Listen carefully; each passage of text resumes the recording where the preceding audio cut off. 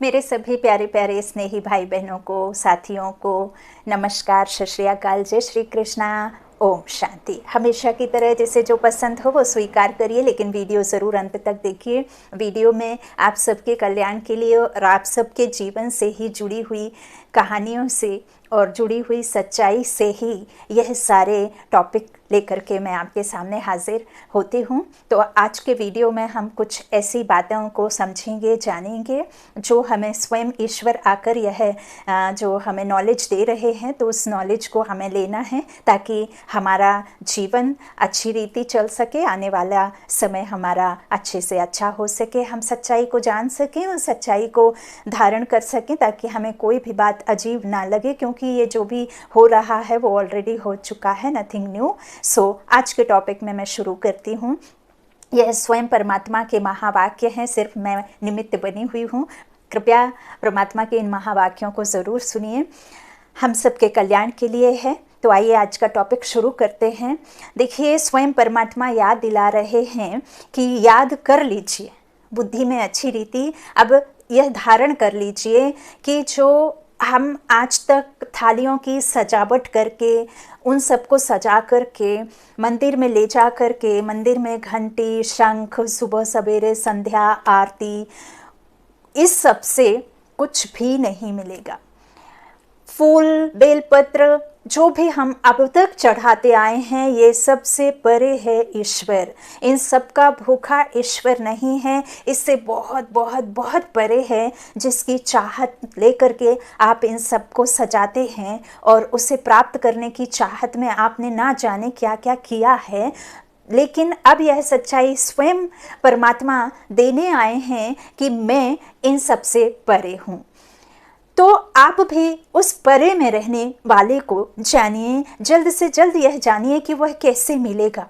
ईश्वर इसी एक समय पर आता है, उसका पता करें, किधर आते हैं, कब तक रहते हैं, कैसे आते हैं, क्यों आते हैं, आकर क्या करते हैं, अभी ही क्यों आते हैं, फिर हम जो अभी तक करते हुए आए हैं वह क्या टाइम पास था। जप, तप, व्रत, दान, पुण्य, तीर्थ यात्रा, मंदिरों में जाना, घंटी बजाना, शंख फूकना और शांति पाठ करना, ना जाने कैसे कैसे हवन पूजन पाठ करना, तुलसी लगाना, ये सब करना, जो भी ये सब हम करते आए हैं, जो पूजन पाठ करते आए हैं, ये सब टाइम पास था क्या? ना जाने क्या क्या किया, वह सब क्या था? वह सब से क्या ईश्वर की प्राप्ति नहीं होगी? ईश्वर की प्राप्ति का रास्ता तो फिर है क्या है? कैसे पता करें? और कौन सा ज्ञान है जिसके बिना सद्गति नहीं है? कौन सा ऊंचते ऊंच ज्ञान है जिसके बिना इस संसार में किसी भी आत्मा की सद्गति नहीं है? तो इन सब का उत्तर की खोज करनी अभी से, इसी समय से जो खोजना शुरू कर दीजिए, क्योंकि वह अभी यही हैं जिसकी आप सबको तलाश है, खोज है, जिसको आप जन्म जन्मांतर खोजते आए हैं, द्वापर से आप जिसे पुकारते आए हैं, अब वह सम्मुख आ चुके हैं। वह सम्मुख आकर के प्रैक्टिकल में संबंध भी बना चुके हैं। तो सब कुछ अभी ही करना है। सोचिए मत, विचारिए मत, उठिए, एड्रेस निकालिए, चलिए उठिए फटाफट, टाइम जा रहा है। मीठे मीठे बाबा के प्यारे स्नेही बच्चों, उठो, ब्रह्म कुमारी सेंटर का पता लगाइए, आपके आसपास किधर है। और कोई भी तरह से सेंटर में आपको यदि वहाँ जाकर के संतुष्टि नहीं मिलती है, आपको कुछ ऐसा अंदेशा होता है कि यह जगह ठीक नहीं है, आपको हार्मफुल है, या आपको किसी तरह से कोई गलत तरीके से इस्तेमाल करना चाहता है, तो आप दूसरी जगह जाइए। लेकिन ठिकाना एक ही है, ईश्वर का एड्रेस पता करने का, वह है ब्रह्म कुमारी सेंटर्स। वहीं आपके हर एक क्वेश्चन मार्क पर डॉट लगा सकेंगे और वहीं आपको ईश्वर का सत्य ज्ञान, सत्य पहचान मिलेगी। और आप वहाँ जाइए जहाँ आपको सचमुच वो मिल जाएंगे। देखिए, ज्ञान नदी के पास जाएं, और ज्ञान नदी कौन है, ज्ञान सागर कौन है, और वह आते किस में हैं।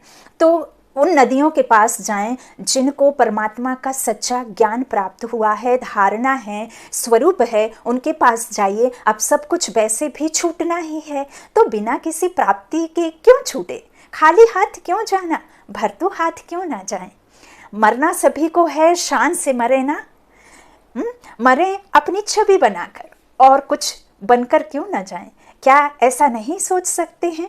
हम सिर्फ उल्टा ही सोचकर आज इस हालत में पहुंच गए हैं। हम झूठ को सच मानकर नीचे गिरते ही आए हैं, तो क्या सच सुनकर उठ नहीं सकते और उठा नहीं सकते अपनों को ज़रूर उठाइए और अपनों को इस सच तक ले जाइए। जब एक सच और 100 झूठ खड़े होते हैं तो जीत एक सच की होती है, और अभी वही समय है। पूरे संसार में झूठ व्याप्त है और सिर्फ एक सच्चा है, और एक ही सच्चा साथी है, और एक ही सत्य ज्ञान दाता है। उस सच्चे ज्ञान दाता की पहचान करिए, उठिए, खड़े होइए। अब झूठ को हराने की बारी आ चुकी है, तो जीत होनी है सच्चाई की, विकारों पर जीत पानी है। तो यह गायन भी है कि विजय प्राप्त की राम ने, किस पर की? बुराई पर। तो अब वही बुराई यही समय की गाई हुई है, जिसके लिए गायन भी है। तो अब झूठ को गिराने को कोई मनुष्य नहीं खड़े हैं, बल्कि स्वयं भगवान आए हैं। तो चलिए, जल्दी जल्दी चलिए, उस परमात्मा की पहचान प्राप्त करिए और झूठ को सच में बदलिए। इस संसार में सत्य पिता आए हैं एक सचखंड की रचना करने, तो उस रचता बाप को जान लीजिए।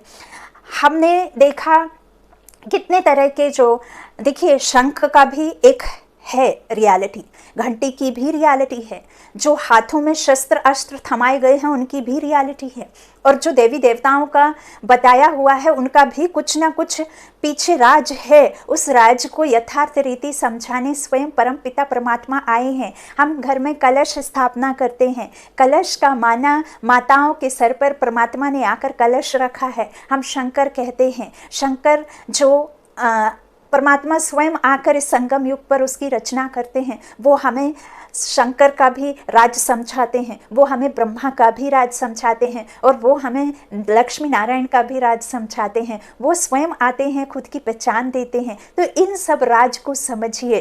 क्या है वो शंख जो परमात्मा आकर के हमें ज्ञान दे रहे हैं? इस शंख की ध्वनि को घर घर, मंदिर मंदिर में हर एक आत्मा के पास जाकर के घंटी बजानी है, शंख की ध्वनि करनी है। माताओं में जो अंदर विकार रूपी व्याप्त हुआ है रावण, उस रावण को इस निराकार राम के द्वारा, उनकी याद के द्वारा कैसे जीत प्राप्त करनी है, यह सब जो द्रौपदी हैं, जो सीताएं हैं, वो कौन हैं, कैसी थी, कहाँ थी, कब आती हैं, कब जाती हैं, और क्यों बनती हैं, क्यों दुखी होती हैं, यह सब राज उस परमात्मा के पास है, और यह सब राज वही आए हैं ब्रह्मा तन में। तो जल्दी जल्दी समय निकलता ही जा रहा है, समय बहुत तीव्रता से जा रहा है, बहुत जल्दी इस समय की मांग को पहचान लीजिए। पूरे विश्व में जो सीन चल रही हैं उसके कारण को जान लीजिए, और आगे क्या होगा उसको भी समझ लीजिए, और जल्दी जल्दी जल्दी जल्दी आप अपने जीवन को ऐसा जीवन बना लीजिए ताकि आपको किसी से भी, किसी तरह की भी, कैसी भी शिकायत ना रह जाए। खुद से भी शिकायत ना रहे, अपनों से भी शिकायत ना रहे, इस दुनिया में, इस विश्व में जितनी भी आत्माएं हैं, किसी से भी शिकायत ना रहे। देवी देवता कौन थे, कब थे, कैसे थे, किन्ने बनाए थे, उनको अस्त्र शस्त्र जो दिए तो क्या इस संगम पर दिए या जहाँ हम सोचते हैं वहाँ दिए? अब मंदिर में जो विराजमान देवी देवताएं हैं वो कौन हैं, उनका ऑक्यूपेशन क्या है, वो आते हैं तो क्या करते हैं, और जब वो रहते हैं तो दुनिया कैसी रहती है? इन सब क्वेश्चन का डॉट में जवाब सिर्फ वही आकर देते हैं। तो इन सब को समझिए। अब मंदिरों में थालियों की सजावट की, इस तरह से कोई शंख के, कोई घंटी बजाकर आरती करने की, ये सबसे परे एक दुनिया जो दिखाने परमात्मा आए हैं, उनकी बात पर, उनकी श्रीमत पर विश्वास कीजिए। खुद को जानिए कि मैं ये शरीर में बैठी हुई प्रकृति के बीच विराजमान एक आत्मा हूँ, जो कि अशरीरी हूँ। मैं एक लाइट हूँ, चमकता हुआ लाइट, सितारा, जो यहाँ बैठती हूँ आकर के। इस तन के द्वारा मैं ड्रामा में पार्ट बजाती हूँ। हम सब एक परम पिता परमात्मा के बच्चे हैं, उस नाते आपस में सब भाई भाई हैं, और हम ब्रह्मा कि अडॉप्टेड शिव बाबा द्वारा बच्चे, तो हम आपस में भाई बहन हैं और हमें अलग अलग इस संसार में ड्रामा अपने कर्मों के हिसाब से मिला हुआ है और वो ड्रामा हम निभा रहे हैं। इस तरह से बहुत सारे राजों से पर्दाफाश करने स्वयं परमात्मा आए हैं, तो जल्दी जल्दी जान लीजिए। अच्छा, आपके साथ परमात्मा का साथ बना रहे, आप उसका इस अंतिम जन्म में हाथ पकड़ कर रख लीजिए। आपको हमेशा बाबा हिम्मत देते रहें, हर उस मुश्किल से निकालें जिस मुश्किल को आप बिल्कुल एकदम सहज पार कर लें, और परमात्मा यूं ही आपके छत्र छाया बनकर आपकी पालना करते रहें, आपके परिवार की पालना करते रहें। यही इस बहन की कामना है। सब सुखी रहें, सब खुश रहें, सबकी मनोकामनाएं पूर्ति हों। बस मनोकामना किसी को दुख देने वाली ना हो, ज़रूर पूरी होगी। अच्छा, ओम शांति, शुक्रिया। फिर मैं आऊँगी दूसरे किसी अच्छे वीडियो के साथ। ज़रूर साझा करिए, आप सुनिए, सुनाइए, और ये शंख ध्वनि, घंटी की आवाज़ और ये सब ध्वनि जो एक्चुअल में है वो ध्वनि सभी तक पहुंचाइए। अच्छा, ओम शांति, नमस्कार, शुक्रिया शुक्रिया।